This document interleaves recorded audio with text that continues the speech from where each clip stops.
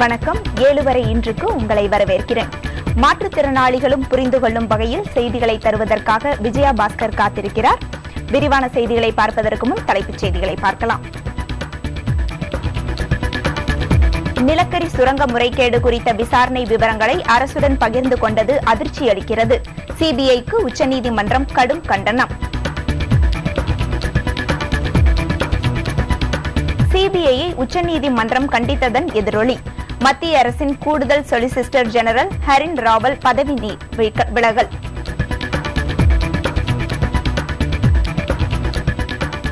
மத்திய அரசின் அங்கம் என்பதால் அரசுடன் விவரங்களை பகிர்ந்து கொண்டோம். சிபிஐ இயக்குநர் ரஞ்சித் சின்ஹா ஒப்புதல்.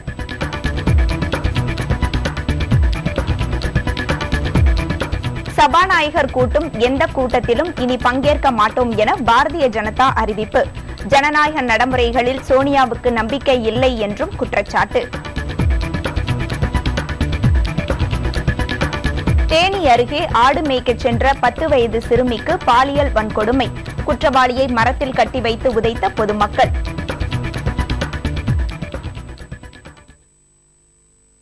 நிலக்கரி சுரங்க முறைகேடு குறித்து சிபிஐயின் விசாரணை விவரங்கள் அரசுடன் பகிர்ந்து கொள்ளப்பட்டது அதிர்ச்சியளிப்பதாக உச்சநீதிமன்றம் தெரிவித்துள்ளது. நிலக்கரி சுரங்க முறைகேடு தொடர்பான வழக்கு உச்சநீதிமன்றத்தில் இன்று விசாரணைக்கு வந்தபோது சிபிஐ தாக்கல் செய்துள்ள பிரமாண பத்திரத்தில் மிகவும் கவலையளிக்கும் அம்சங்கள் இடம்பெற்றுள்ளதாக நீதிபதிகள் தெரிவித்தனர்.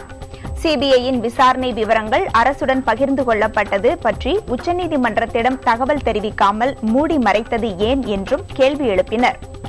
சிபிஐ அமைப்பை அரசியல் தலைவர்களின் தலையீட்டிலிருந்து மீட்பதுதான் உச்சநீதிமன்றத்தின் முதல் கடமை என்றும் சிபிஐயின் தனித்தன்மை பாதுகாக்கப்பட வேண்டும் என்றும் நீதிபதிகள் தெரிவித்தனர்.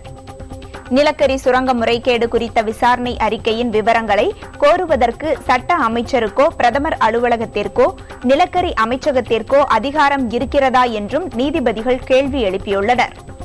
யாருடைய உத்தரவின் பேரில் விசாரணை அறிக்கையில் திருத்தம் மேற்கொள்ளப்பட்டது, எந்த அடிப்படையில் விவரங்கள் பகிர்ந்து கொள்ளப்பட்டன என்பது குறித்தும் பிரமாண பத்திரம் தாக்கல் செய்ய வேண்டும் என்றும் சிபிஐ இயக்குநருக்கு நீதிபதிகள் உத்தரவிட்டனர். இந்த விவகாரத்தில் நீதிமன்றம் கோரிய அனைத்து தகவல்களையும் நிலக்கரித்துறை அமைச்சகம் அளிக்கவில்லை என்றும் உச்சநீதிமன்றம் தெரிவித்துள்ளது.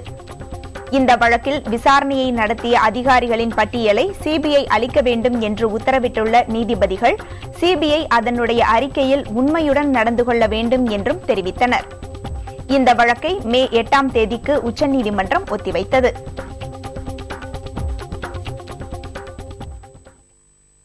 நிலக்கரி சுரங்க முறைகேடு விசாரணை வரைவு அறிக்கையில் திருத்தம் செய்யப்பட்டது உண்மைதான் என சிபிஐ இயக்குநர் ரஞ்சித் சின்ஹா ஒப்புக்கொண்டுள்ளார். இதுகுறித்த முழுமையான விவரங்கள் உச்சநீதிமன்றத்தில் தெரிவிக்கப்பட்டுள்ளதாகவும் உண்மையான வரைவு அறிக்கையும் திருத்தப்பட்ட வரைவு அறிக்கையும் உச்சநீதிமன்றத்தில் சமர்ப்பிக்கப்பட்டுள்ளதாகவும் அவர் குறிப்பிட்டார். சிபிஐ அரசின் அங்கம் என்பதால் விசாரணை விவரங்கள் சட்ட அமைச்சரிடம் பகிர்ந்து கொள்ளப்பட்டதாகவும் தெரிவித்தார். देखिए, मैं सरकार का एक अंग हूं, मैं कोई स्वायत्त संगठन नहीं हूं और मैंने किसी बाहरी व्यक्ति को नहीं दिखलाया है, देश के कानून मंत्री को दिखलाया है और इससे जो भी स्थिति उत्पन्न हुई होगी उसके बारे में पूर्ण जानकारी उच्चतम न्यायालय को दे दी जाएगी और उनके द्वारा जो भी निर्णय लिया जाएगा वह मान्य होगा. நிலக்கரி சுரங்க முறைகேடு தொடர்பான வழக்கில் சிபிஐ தரப்பில் ஆஜராகி வந்த மத்திய அரசின் கூடுதல் சொலிசிட்டர் ஜெனரல் ஹரின் ராவல் தமது பதவியை ராஜினாமா செய்துள்ளார்.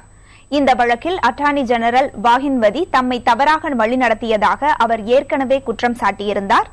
நிலக்கரி சுரங்க முறைகேடு தொடர்பான சிபிஐயின் அறிக்கையை மத்திய அரசுடன் பகிர்ந்து கொண்டதற்கு உச்சநீதிமன்றம் இன்று கடும் கண்டனம் தெரிவித்த நிலையில் ஹரின் ராவல் தமது பதவியை ராஜினாமா செய்துள்ளார். எதிர்க்கட்சிகளின் அமளி காரணமாக நாடாளுமன்றத்தின் இரு அவைகளும் தொடர்ந்து 7வது நாளாக இன்றும் ஒத்திவைக்கப்பட்டன. மக்களவையில் இன்று பேசிய எதிர்க்கட்சித் தலைவர் சுஷ்மா ஸ்வராஜ் காங்கிரஸ் தலைமையிலான ஐக்கிய முற்போக்கு கூட்டணி அரசு ஊழல் மிகுந்த அரசு என்று தெரிவித்தார். சுதந்திர இந்தியாவில் இதுதான் மோசமான அரசு என்றும் குற்றம் சாட்டினார். மேலும் நிலக்கரி சுரங்க ஒதுக்கீடு முறைகேடு தொடர்பாக பிரதமர் மன்மோகன் சிங் பதவி விலக வேண்டும் என வலியுறுத்தினார். அதனைத் தொடர்ந்து நடப்பு ஆண்டிற்கான மத்திய பொது நிதிநிலை அறிக்கை விவாதமின்றி நிறைவேற்றப்படும் என்ற அரசின் முடிவுக்கு எதிர்ப்பு தெரிவித்து பாரதிய ஜனதா கட்சி உறுப்பினர்கள் வெளிநடப்பு செய்தனர். இதேபோன்று இடதுசாரிகள், அதிமுக உள்ளிட்ட கட்சிகளின் உறுப்பினர்களும் மக்களவையில் இருந்து வெளிநடப்பு செய்தனர். நாடாளுமன்ற கூட்டுக்குழு தலைவர் சாக்கோவை பதவி நீக்கம் செய்ய வலியுறுத்தி திமுக உறுப்பினர்கள் அவையிலிருந்து வெளிநடப்பு செய்தனர். எல்லையில் சீன ராணுவத்தின் ஊடுருவலை கண்டித்து சமாஜ்வாதி உறுப்பினர்களும் அமளியில் ஈடுபட்டனர். மக்களவை போன்று மாநிலங்களவையிலும் எதிர்க்கட்சி உறுப்பினர்கள் அமளியில் ஈடுபட்டதால் நாளை மறுதினம் வரை அவை ஒத்திவைக்கப்பட்டது.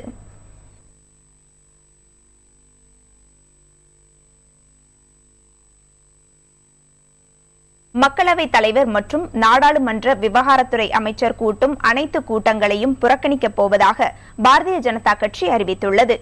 டெல்லியில் இன்று செய்தியாளர்களை சந்தித்த அக்கட்சியின் மூத்த தலைவரும் மக்களவை எதிர்க்கட்சித் தலைவருமான சுஷ்மா ஸ்வராஜ் ஜனநாயக நடைமுறைகளில் சோனியா காந்திக்கு நம்பிக்கை இல்லை என்றும் குற்றம் சாட்டினார். மத்திய அரசுக்கு எதிராக நம்பிக்கையில்லா தீர்மானம் கொண்டுவரப்போவதில்லை என்று கூறிய அவர் ஐக்கிய முற்போக்கு கூட்டணி அரசின் நாட்கள் எண்ணப்படுவதாகவும் தெரிவித்தார்.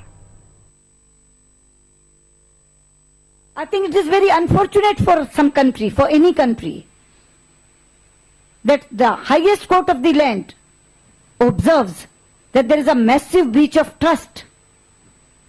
It should be a matter of shame, not a matter of welcome. சீக்கியர்களுக்கு எதிரான கலவர வழக்கில் இருந்து காங்கிரஸ் முன்னாள் எம்பி சஜ்ஜன் குமாரை விடுவித்து டெல்லி சிறப்பு சிபிஐ நீதிமன்றம் தீர்ப்பளித்துள்ளது. இத்தீர்ப்பை கண்டித்து நீதிமன்ற வளாகத்தில் சிலர் ஆர்ப்பாட்டத்தில் ஈடுபட்டனர். இதனிடையே நீதிமன்றத்தில் தீர்ப்பு வழங்கிய நீதிபதி மீது ஒருவர் காலணி வீசி எதிர்ப்பை தெரிவித்தார். இதையடுத்து நீதிமன்ற வளாகத்தில் பாதுகாப்புக்காக ஏராளமான காவல்துறையினர் குவிக்கப்பட்டுள்ளனர். 1984 அப்போதைய பிரதமர் இந்திரா காந்தி கொல்லப்பட்டதை தொடர்ந்து டெல்லியில் சீக்கியர்களுக்கு எதிராக கலவரம் வெடித்தது. இதில் 3000த்திற்கும் அதிகமான சீக்கியர்கள் கொல்லப்பட்டனர். ஒரே குடும்பத்தைச் சேர்ந்த 5 பேர் கொல்லப்பட்ட வழக்கில் அப்போதைய காங்கிரஸ் எம்பியான சஜ்ஜன் குமார், பல்லாவன் கோகர் உட்பட 6 பேர் மீது வழக்கு தொடரப்பட்டது. இந்த வழக்கில் இன்று தீர்ப்பு வழங்கிய சிபிஐ நீதிமன்றம் சஜ்ஜன் குமாரை விடுவித்துள்ளது. மற்ற 5 பேரும் குற்றவாளிகள் என அறிவித்துள்ளது. அவர்களுக்கான தண்டனை பின்னர் அறிவிக்கப்படும் என எதிர்பார்க்கப்படுகிறது.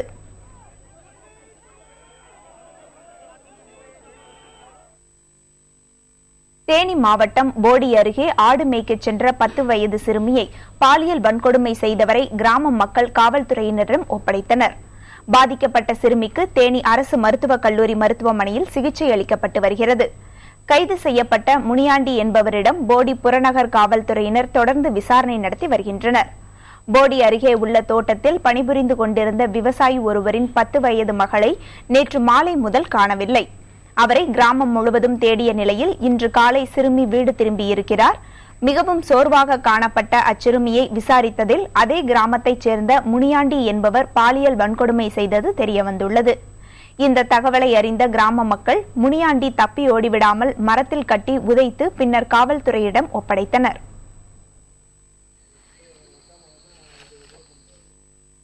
நெடுஞ்சாலைகளில் உள்ள மதுக்கடைகளை அகற்ற மேலும் 5 மாதங்கள் கால அவகாசம் தேவை என உச்சநீதிமன்றத்தில் தாக்கல் செய்துள்ள பதில் மனுவில் தமிழக அரசு தெரிவித்துள்ளது. மேலும் பல மாநிலங்களில் நெடுஞ்சாலையோரத்தில் மதுக்கடைகள் இயங்கி வருவதாகவும் தமிழகத்தில் மாவட்ட ஆட்சியர்களின் அனுமதி பெற்று தகுதியான கட்டடங்களில் தான் டாஸ்மாக் மதுக்கடைகள் இயங்கி வருவதாகவும் அந்த மனுவில் தெரிவிக்கப்பட்டுள்ளது.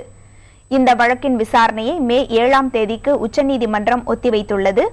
தேசிய நெடுஞ்சாலைகளில் உள்ள டாஸ்மாக் கடைகளை அகற்ற கால அவகாசம் கோரி கடந்த 23ஆம் தேதி தமிழக அரசு தாக்கல் செய்த மனுவை உச்சநீதிமன்றம் நிராகரித்தது. மேலும் தேசிய நெடுஞ்சாலைகளில் அகற்றப்பட்ட டாஸ்மாக் மதுபான கடைகள் பற்றியும் மாநில நெடுஞ்சாலைகளில் டாஸ்மாக் கடைகளை அகற்றுவதில் என்னென்ன சிக்கல்கள் இருக்கின்றன என்பது குறித்தும் 1 வாரத்திற்குள் அறிக்கை சமர்ப்பிக்க தமிழக அரசுக்கு நீதிபதிகள் உத்தரவிட்டனர். இதையடுத்து இன்று தமிழக அரசு தாக்கல் செய்த பதில் மனுவில் கால அவகாசம் கேட்கப்பட்டுள்ளது. அரசு செவிலியர் கல்லூரிகளில் படிக்காத மாணவர்களும் அரசு மருத்துவமனைகளில் பணியாற்ற வழிவகுக்கும் அரசாணையை சென்னை உயர்நீதிமன்றம் இன்று ரத்து செய்தது. செவிலியர் கல்லூரி மாணவர்கள் 3 பேர் தொடர்ந்த வழக்கில் இந்த தீர்ப்பினை நீதிபதி ராமசுப்பிரமணியம் வழங்கினார். அரசு செவிலியர் கல்லூரிகளில் மக்களின் வரி பணத்தில் மாணவர்களுக்கு தேவையான வசதிகள் செய்யப்படுகின்றன. அதனால் மக்களுக்கு சேவை செய்வதற்கான வாய்ப்பாக அவர்களுக்கு அரசு மருத்துவமனைகளில் பணி வழங்கப்படுவதாக நீதிபதி குறிப்பிட்டார். ஆனால் கடந்த 2012ஆம் ஆண்டு தேர்வு மூலம் தனியார் செவிலியர் கல்லூரிகளில் படித்தவர்களும் அரசு மருத்துவமனைகளில் பணியாற்றலாம் என்ற தமிழக அரசு வெளியிட்டுள்ள அரசாணை வெளியிட்டுள்ளது. இதனை பயன்படுத்தி தனியார் கல்லூரிகள் சேவை செய்ய வேண்டிய செவிலியர் கல்வியை வியாபாரமாக மாற்ற வாய்ப்புள்ளது என கூறி தமிழக அரசின் அரசாணையை நீதிபதி ரத்து செய்தார். இந்த வழக்கில் ஏற்கனவே தமிழக அரசின் அரசாணைக்கு இடைக்கால தடை விதிக்கப்பட்டது குறிப்பிடத்தக்கது.